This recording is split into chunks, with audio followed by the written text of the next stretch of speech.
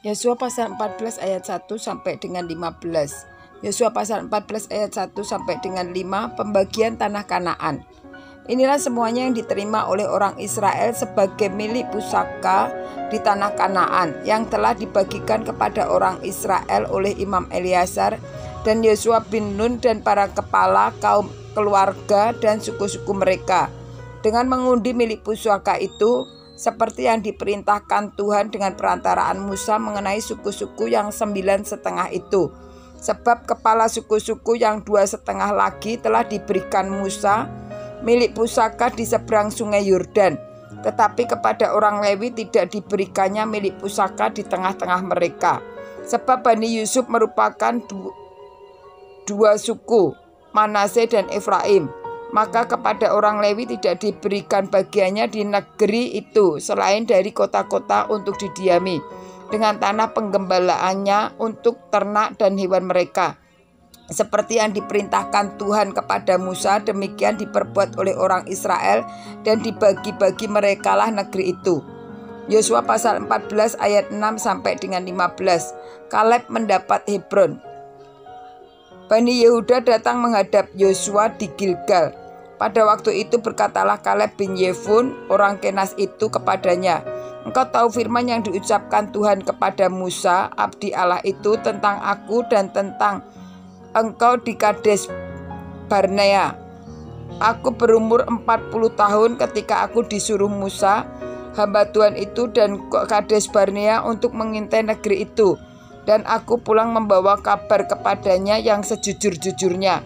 Sedang saudara-saudaraku yang bersama-sama pergi ke sana dengan aku membuat tawar hati bangsa itu, akan tetapi mengikuti Tuhan Allahku dengan sepenuh hati." Pada waktu itu Musa bersumpah, katanya, "Sesungguhnya tanah yang diinjak oleh kakimu itu akan menjadi milik pusakamu dan anak-anakmu sampai selama-lamanya, sebab engkau telah mengikuti Tuhan Allahmu dengan segenap hati. Jadi sekarang sesungguhnya Tuhan telah memelihara hidupmu seperti yang dijanjikannya.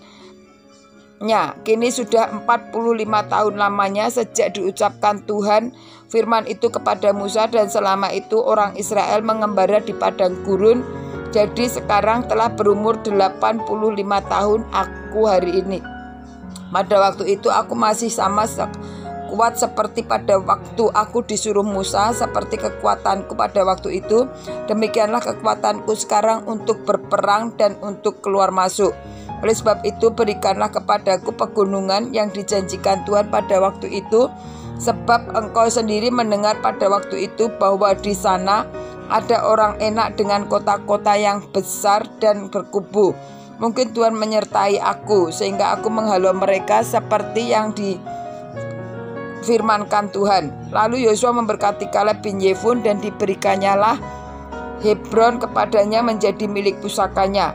Itulah sebabnya Hebron menjadi milik pusaka Kaleb bin Yefun orang Kanaan itu sampai sekarang ini, karena itu ia tetap mengikuti Tuhan Allah mereka Israel dengan segenap hati. Nama Hebron dahulu adalah Kiryat Arba.